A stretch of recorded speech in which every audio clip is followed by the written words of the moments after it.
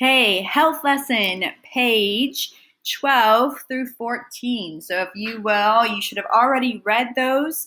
So again, I'm asking you to read before you watch the video. I'm doing an overview of things that are really important. I'm not going to be reading at all. So I'm expecting you to already have read it. Okay, so we are learning how to make your bones strong. So bones are very important. Okay, remember, they protect your vital organs. They help you stand up straight. Okay, they are able, connected with your joints and your ligaments, to move and bend. Okay, if it wasn't for bones, we would all be jello. Bones are very important. So therefore, we need to make bones nice and strong, right? And so, what are ways that we can do that?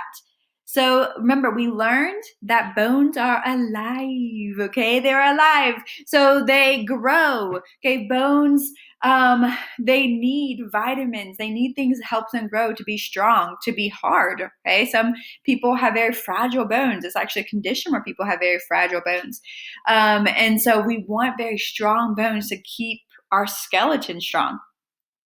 And so one way is that bones, 70% of your bones is made of calcium. And so a big thing that we drink, might not be just in the morning time, is milk.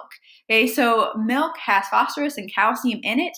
And so getting calcium in your diet from milk or from other things, but making sure that you get calcium, and that helps you to really, really, really, really make strong bones.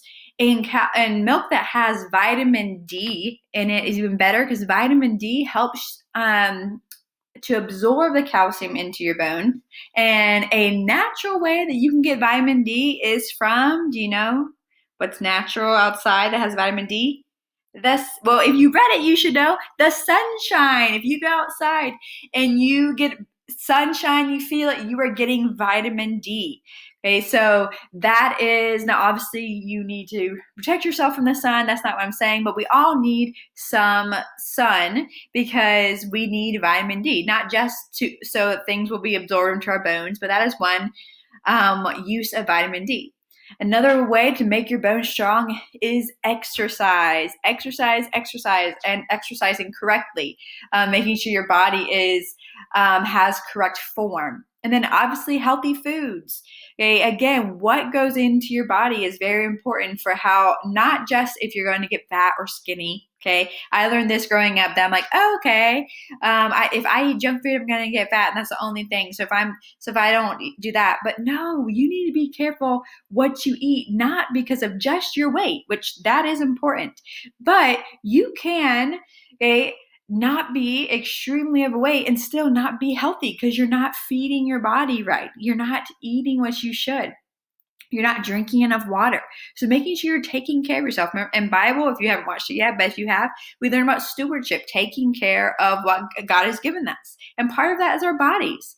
And then another huge way is posture. Okay, how to make your bones strong and straight, especially your backbone, okay, is posture. And not, your backbone does have a bend in it, but to have correct posture for your backbone to grow correctly is very important. So we're going to learn a lot about posture. So posture is the way that you hold your body when you sit, stand, or move.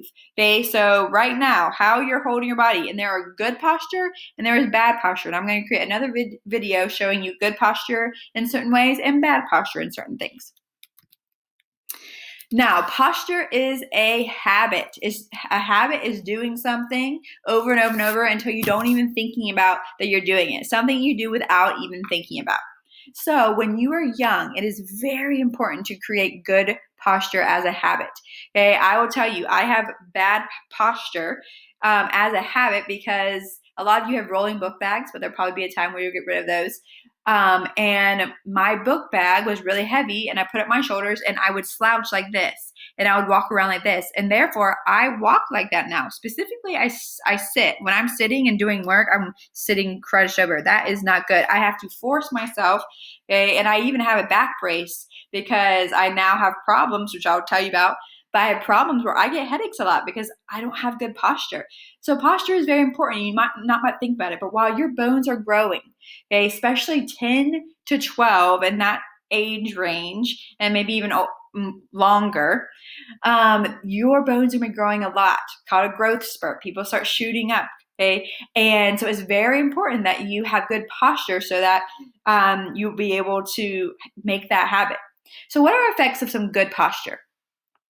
So having good posture, especially in your chest, okay? Remember, your lungs here. If you keep your chest back, it allows your lungs to be filled with air, so you have good oxygen flow, okay? If you have good posture, blood can flow.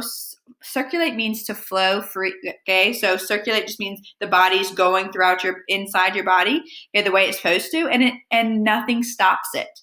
If you have good posture, it can aid in food digestion. Okay, so you all your food, you want it to digest correctly. You want to get all the stuff that you need. Okay, and good posture helps with that.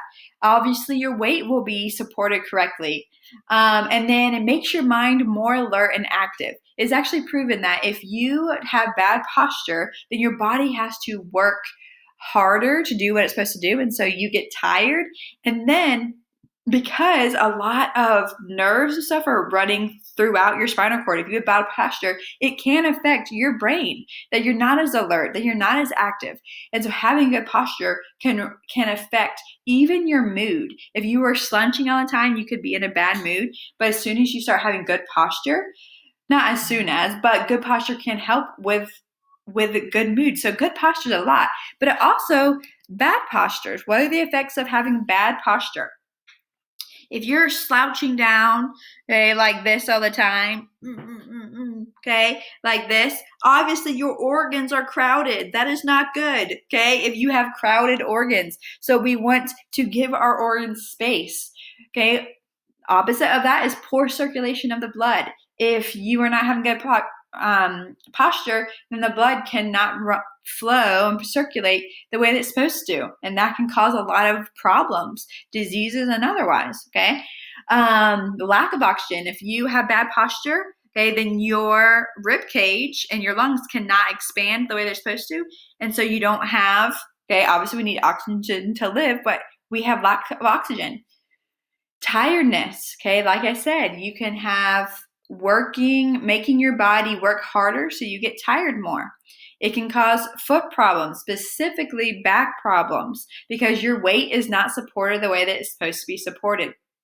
And then headaches. That's what happens to me, is that because of my posture, and I actually have, it looks funky, okay, this thing, I put my arms in it, okay, and it's actually a back brace, and it basically pulls my shoulders back, and it allows me to have good posture, and therefore, okay, the nerves, okay, are working or being able to respond the way they're supposed to, and I don't get headaches. And so I wear this.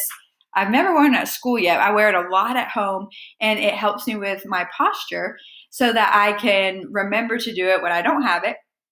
But it affects a bad posture. You can get headaches, and that has happened to me. So making it a habit, because now I'm an adult. I didn't make it a habit when I was a little kid, and now I have problems with that, and I have to now go back and think about it. Whenever I feel myself slouching, I have to move it up, because now I want it to become a habit where I have good posture. But I'm having to do that now as an adult, which I wish I had done that when I was a little kid. Okay, so we're going to go back. I want you to get a highlighter. If you don't have a highlighter at home, then I want you to get something to underline, and you've done this before, right? Tons of times. So we're going to go back and highlight some things that we haven't. Now I'm not going to spend a ton of time on each one. So I want you to pause the video. So pause the video, and then when you are ready to move on, then you can unpause it and allow it to go on to the next one. So just pause it. Okay, so pause and highlight. Pause it and highlight it. Page 6. We're skipping page 5, by the way. There's nothing on page 5, the cartilage page. So skip page 5, we're on page 6. Page 7, pause and highlight. Page 8, pause and highlight. Again, I did not give you enough time with the regular video. You have to pause it. Now, we're just doing to page 8. We're going to do the rest of them later. I'm not going to make you do all of them that we've missed. Okay, so watch the next video, and that will be showing you good posture in certain ways and what bad posture might look like. Okay, so watch the next video.